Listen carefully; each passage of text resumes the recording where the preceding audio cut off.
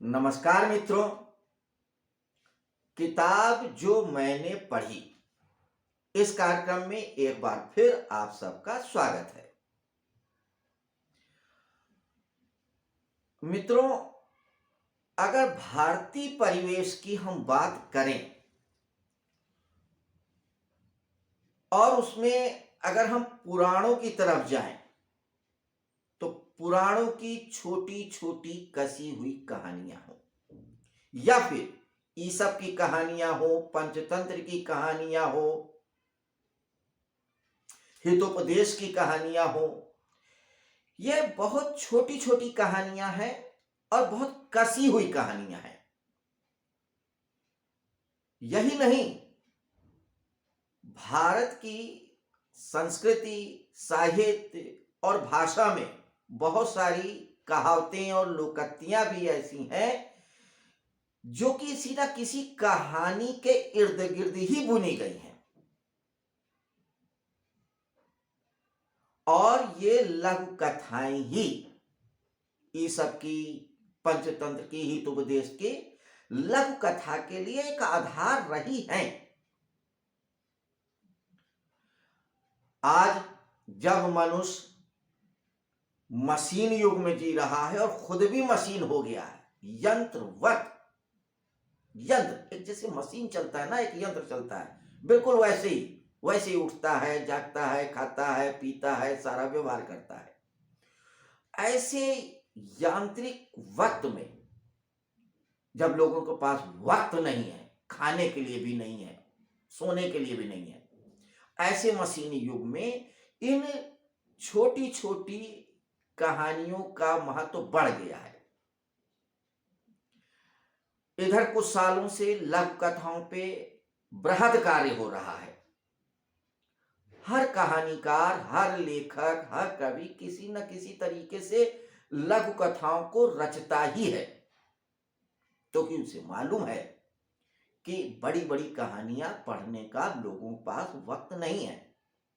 इसीलिए उपन्यास उपन्यासिका हो गए हैं, महाकाव्य और खंडकाव्य भी छोटी छोटी कविताओं में आ गए हैं।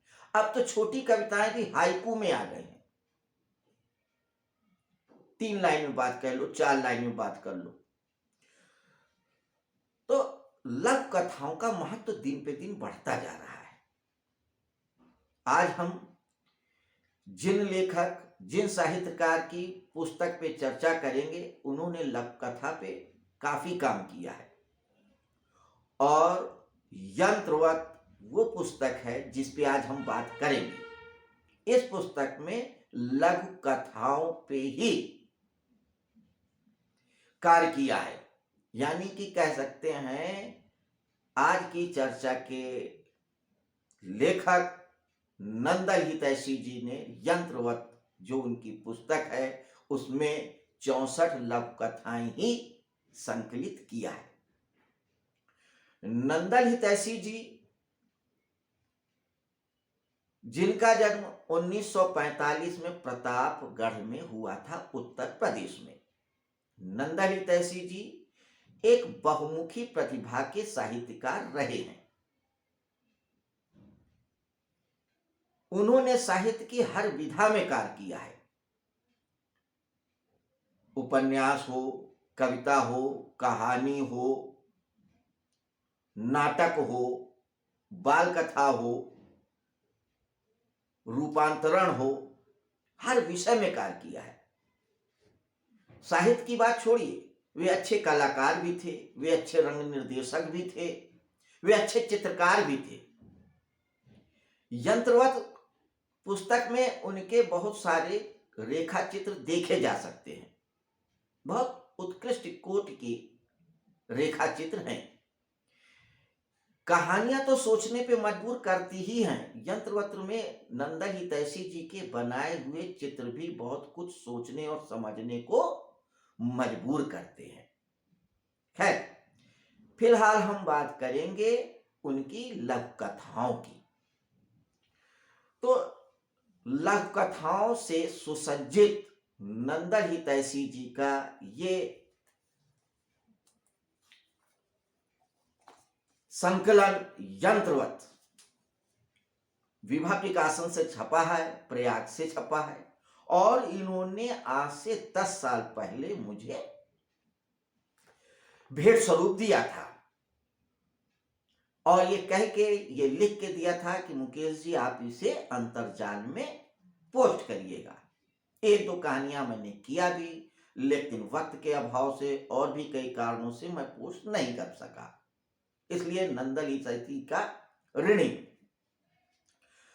उस ऋण को आज उनके जाने के 2 वर्ष पश्चात पूरा करने का मैंने सोचा, और वो इस तरह से कि उनके इस यंत्रवत पुस्तक पे चर्चा करके इस कार्यक्रम में। यूं तो नंदल हितैषी की इन छोटी छोटी कहानियों पे मैं कोई टिप्पणी करने का अधिकारी नहीं हूं, क्योंकि ये कहानियां नहीं है, आजकल की वास्तविकता है जो बहुत कुछ सोचने पे मजबूर करती है। बकौल नंदल हितैषी स्वयं कि लघु कथाएं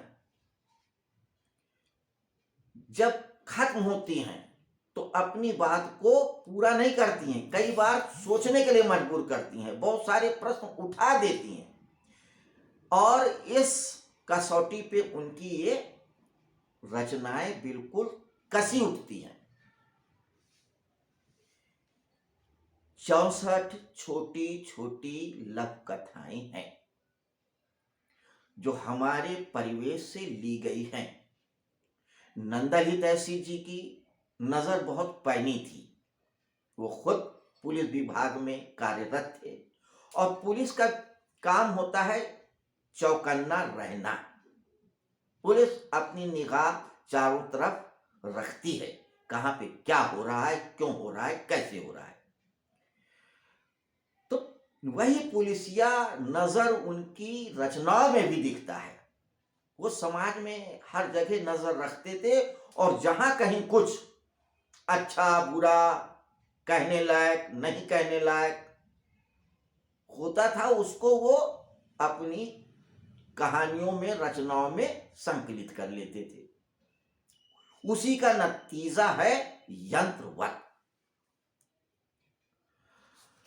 नंदल जी की इन कहानियों को पढ़ते हुए हमें समाज में जो विकृतताएं हैं वो सब कुछ नजर आएंगी। हर कहानी कहीं ना कहीं हमको झंझोड़ती है, हमसे बहुत कुछ कहती है, हमसे बहुत कुछ सोचने पे मजबूर करती है कि तुम सोचो। तो ये सोचती हुई कहानियां, कहती हुई कहानियां, बोलती हुई कहानियां, चुभोती हुई कहानियां चुभती हैं। क्या हमारा समाज ऐसा है? क्या हम ऐसे हैं? तो मित्रों, यह और बात है कि नंदल हितैषी जी हमारे बीच नहीं है, लेकिन उनके शब्द हमारे बीच हमेशा रहेंगे, उनकी कहानियां, उनकी रचनाएं हमारे बीच हमेशा रहेंगी, हमसे बतियाएंगी, हमसे कहेंगी, हमसे लड़ेंगी, हमसे झगड़ेंगी, हमसे बोलेंगी। तो यंत्रवत की इन 64 लघु कथाओं में से आइए अपने कार्यक्रम के फॉर्मेट के अनुसार 1-2 रचनाओं का रसास्वादन करते हैं।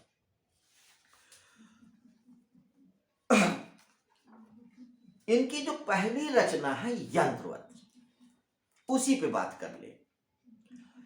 ये छोटी सी कहानी हमें ये बताती है कि अक्सर हम लोग अपने दैनिक जीवन में नौकरी चाकरी, मित्रता और बहुत सारी चीजों में, खास करके पुरुष वर्ग इतना मैकेनिकल हो जाता है कि वो अपने परिवार को उपेक्षित कर देता है, यहां तक कि वह पत्नी ही क्यों ना हो। बस वो पत्नी के पास जाता है, घर में जाता है, अपने मतलब से जाता है, खाना खाया, धुले धुलाए कपड़े मिल गए, जगह पे चीजें मिल गई, उसकी जरूरत पूरी हो गई समय पर, बस बाकी उसको अपनी पत्नी से भी ज्यादा मतलब नहीं। इसी विडंबना को रेखांकित करती है ये कहानी यंत्रवत। इस कहानी को मैं नहीं पढ़ूंगा, ये आप जब पढ़ें तभी उसका रसास्वादन ले तो ज्यादा मजा आएगा। लेकिन सिर्फ चर्चा किया, ये किस विषय पे है। इसके बाद पाठन के तौर पर मैं आपको एक रोटी का स्वाद कहानी पढ़ के बताता हूं। बहुत छोटी सी कहानी है। यह हमको ये बताती है कि जब व्यक्ति के अंदर या व्यक्ति को भूख लगी होती है और उसके पास कुछ खाने को नहीं होता, तो फिर वो स्वाद को नहीं देखता, सिर्फ रोटी को देखता है। वो रोटी सूखी ही क्यों ना हो, वो भी मीठी लगती है। तो हमें भूख को, रोटी को, अनाज को महत्व देना चाहिए और सोचना चाहिए कि स्वाद ही सब कुछ नहीं है, और भूखे के भी लिए भी कुछ छोड़ना चाहिए, सिर्फ अपने लिए अपना ही पेट नहीं भरना चाहिए। खैर, तो ये तो एक बात है, बाकी वो इशारे से अपनी बात कह रहे हैं। तो कहानी का आइए थोड़ा सा रसास्वादन ले, या ये कहें कि कहानी को पढ़ें। उस गंदे, अंधेरे और सीलन भरे कमरे में एक ढिबरी टिमटिमा रही थी, जो रोशनी से ज्यादा कालिक उगल रही थी। रोशनी से ज्यादा कालिक उगल रही थी। ये प्रतीक है, ये इशारा कर रही है नंदलित ऐसी जी की कहानी कि समाज में हमें दिखता है रोशनी है, लेकिन कालिक ज्यादा है। खैर, एक बूढ़ा आदमी उकड़ू मुकड़ू बैठा हुआ, सिर नीचा करके, नोच नोच करके कुछ खा रहा था। उसकी कमर धनुष की तरह झुक गई थी। एक नौजवान आगंतुक ड्योढ़ी पर ठिठक कर खड़ा था। उसने पूछा, दादा क्या खा रहे हो? सिर नीचा किए ही उस बूढ़े ने उत्तर दिया, रोटी। और पूर्ववत पानी में भिगो भिगो कर रोटियां चबाता रहा। आगंतुक ने अगला सवाल किया, काहे से? रोटी खा तो रहे हो, काहे से? यानी सब्जी, दाल, बर्ता कुछ है? बूढ़े ने उसी मुद्रा में उत्तर दिया, सिर झुकाए झुकाए, रोटी से। यानी कि रोटी से रोटी को खा रहा हूं। व्यंग समझिए। कम से कम नमक तो ले सकते थे दादा, आगंतुक बोला। इस बार भी बूढ़ा खाने में मशगूल था। यानी कि जब भूख लगी होती ना, तो आपको कुछ नहीं सूझता, सिर्फ भोजन सूझता है, रोटी सूझती है। जब पेट भरा होता ना, तो ही स्वाद समझ में आता है, तो ही दुनियादारी समझ में आती है। इस बार भी बूढ़ा खाने में मशगूल था। उसने बगैर देखे हुए अपनी स्थिति को स्पष्ट किया। 2 नग बचा था। नमक के बारे में 2 नग बचा था, एक सिला और दूसरा नग इस रतौंधी में कहीं हेरा गया। पहले आज के समय में नमक ढेले में मिलता था, पिसा हुआ नहीं मिलता था।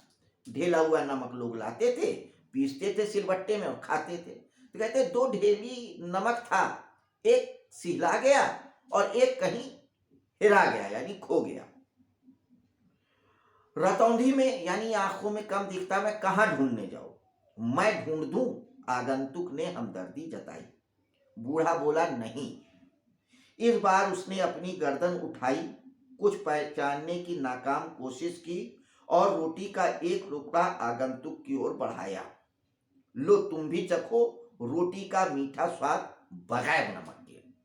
अब देखिए, कहानी की ये जो आखिरी लाइन है, यही कहानी खत्म नहीं होती है। ये तो लेखक ने खत्म किया है। कहानी यहां से शुरू होती है, सोचने की, विचारने की। तो ये जो कसाव है कहानी का, ये नंदन हितैषी का ही कमाल है कि कम शब्दों में ज्यादा कहना और बहुत कुछ सोचने के लिए मजबूर करना। इसके बाद उनकी एक और कहानी मैं आपसे साझा करना चाहूंगा। कामायनी में उर्मिला। नौकरी देने और इंटरव्यू लेने में क्या क्या चलता है, कितना भ्रष्टाचार व्याप्त है, इसी बात को उद्घाटित करती है ये कहानी। और ये कहानी इस बात को भी उद्घाटित करती है कि इंटरव्यू जो लेने वाले हैं उनके पास कितना ज्ञान होता है। कई बार तो जो इंटरव्यू देने जाता है उसके पास ज्यादा ज्ञान होता है। तो कई प्रश्नों को पाठक के समझ खड़ी करती हुई ये जो कहानी है कामायनी में उर्मिला, आप पढ़िए और सुनिए। कुर्सी पर बैठते ही एक सदस्य ने पहला सवाल किया। कुर्सी प्रतीक है अधिकार का, इंटरव्यू लेने वाले का।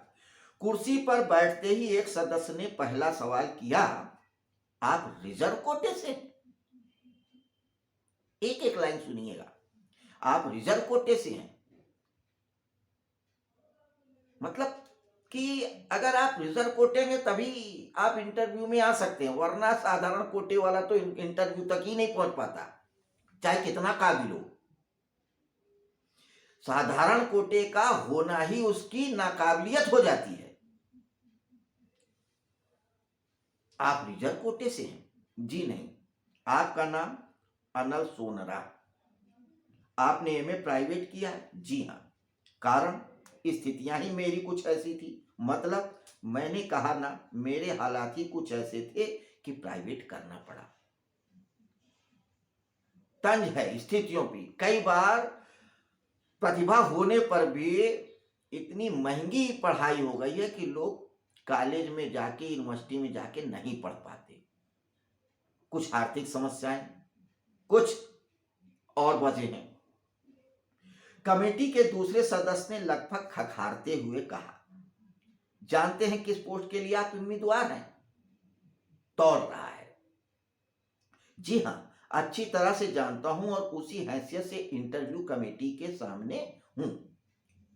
कमेटी का एक और सदस्य इजी चेयर पर लगभग झूलते हुए प्रश्न उछालता है। इजी चेयर पर झूलते हुए, ये जो पॉस्चर को दर्शाया है ये भी बताता है कि जब आप एक ओहदे पर पहुंच जाते हैं ना तो बड़े इजी हो जाते हैं। अरे यार, अब मैं तो पहुंच गया, मेरे को क्या करना है, अब तो एंजॉय करो।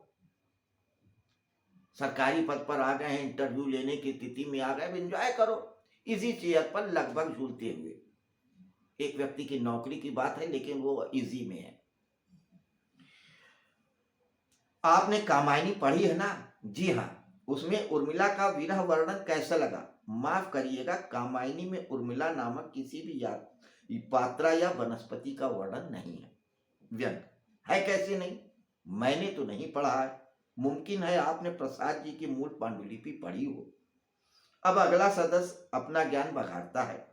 सुना है आप लेखक भी हैं? जी हाँ, आपने सही सुना है। मैंने बायोडाटा में अपने प्रकाशन का डिटेल दे दिया है।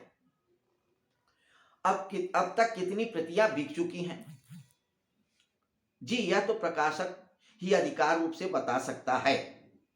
कहीं लगी या नहीं लगी? जी, मैं आपका मतलब समझा नहीं।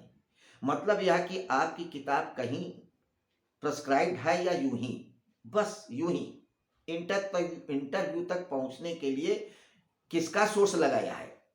उसी का जिसने आपको इस बोर्ड का सदस्य बनाया है। इसके पहले कि अगला सदस्य अपने ज्ञान का परिचय देता, वह एक झटके से ही कुर्सी से उठा और बाहर निकल जाता है। इस कहानी का एक एक वाक्य समाज की विसंगतियों को बता रहा है। प्रकाशक कैसे लेखकों को बेवकूफ बनाते हैं राइटी के नाम पे, कैसे किताबें लगवाई जाती हैं चाहे वो उस लायक हो और चाहे ना हो, इस चीज को इशारा करते हुए। तो इसी तरीके से और बहुत सारी कहानियां हैं यंत्रवत में जो हमको कहानी का, एक अच्छी कहानी का तो रस देती ही है और सोचने के लिए भी बहुत कुछ मटेरियल देती है। तो ये थी नंदन हितैषी जी की रचना यंत्रवत पे एक छोटी सी चर्चा। तो एक अच्छे इंसान, एक अच्छे साहित्यकार, एक अच्छे जो मित्र रहे हैं, जिनके बिना इलाहाबाद या कहीं अब तो प्रयागराज बहुत सूना सूना सा लगता है, उनको इस कार्यक्रम के द्वारा मैं अपनी श्रद्धांजलि देता हूं, अपनी विनम्र श्रद्धांजलि देता हूं और उम्मीद करता हूं कि उनकी आत्मा जहां कहीं भी होगी, वहां पर भी कहीं ना कहीं कुछ सृजन कर रही होगी। खैर, तो अब हम अपने इस कार्यक्रम को आज यहीं समाप्त करते हैं। जल्द ही मिलेंगे किसी नए लेखक की किसी नई रचना पे चर्चा करने के लिए। तब तक के लिए नमस्कार, शुभ रात्रि। हमेशा की तरह इस पुस्तक यंत्रवत का प्रकाशन का और मिलने का पूरा ब्यौरा आपको डिस्क्रिप्शन में मिल जाएगा। एक बार पुनः नमस्कार,